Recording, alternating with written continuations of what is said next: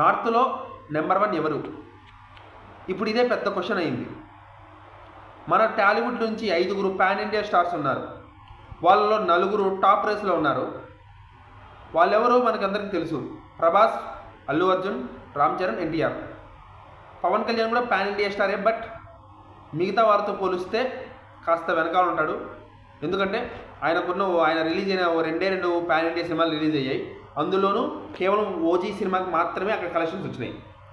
So ప్రస్తుతానికైతే Pawan Kalyan top రేస్లో లేడు పాన్ ఇండియా రేంజ్లో.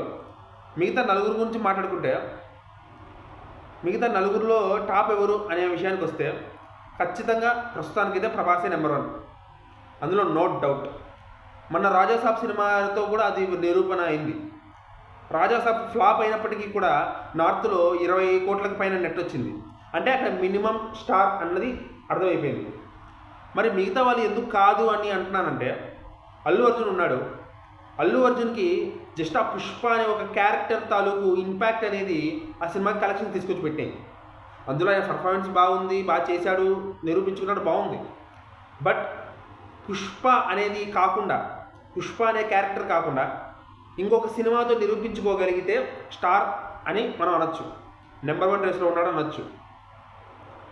సో నెక్స్ట్ వచ్చి అల్లు అర్జున్ అట్లీ సినిమా, అలా తర్వాత లోకేష్ కనకరాజ్తో చేసే సినిమాలు, ఇవి సాధించే కలెక్షన్స్ అల్లు అర్జున్ నార్త్లో ఎలాంటి స్టారో చెప్తాయి.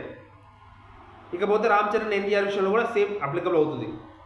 వాళ్ళు RRR క్రేజ్ కాకుండా ఇండివిజువల్గా వాళ్ళు సంపాదించిన కలెక్షన్స్, తర్వాత రామ్ చరణ్ ఏమో గేమ్ చేంజర్తో, ఎన్టీఆర్ ఏమో దేవరతో సాధించిన కలెక్షన్స్ వాళ్ళని మినిమం హీరోలు మాత్రమే అన్నాయి కానీ నెంబర్ 1 హీరోలుగా చేయలేదు. సో రామ్ చరణ్కి ఏమో పెద్ది, ఎన్టీఆర్కి ఏమో డ్రాగన్. ఈ సినిమాలు వాళ్ళ రేంజ్ ఏంటనేది, వాళ్ళ స్టార్డమ్ అనేది తెలియజేస్తాయి. ప్రస్తుతానికైతే నెంబర్ 1గా ప్రభాసే ఉన్నాడు. ఇంకా మహేష్ బాబు రాబోతున్నాడు కాబట్టి వారణాసితో, అది రాజమౌళి బ్రాండ్ అది పక్కన పెట్టేస్తే, ఆ తర్వాత తను నిరూపించుకుంటే తను కూడా నెంబర్ 1 రేస్లోకి వస్తాడు. ఇంకా పవన్ కళ్యాణ్కి OG 2 ఎలాగో ఉంది. సో ప్రభాస్ అయితే ప్రస్తుతానికి నెంబర్ 1గా ఉన్నాడు. మరి ఫ్యూచర్లో ఎవరు వస్తారో చూద్దాం. జై హింద్.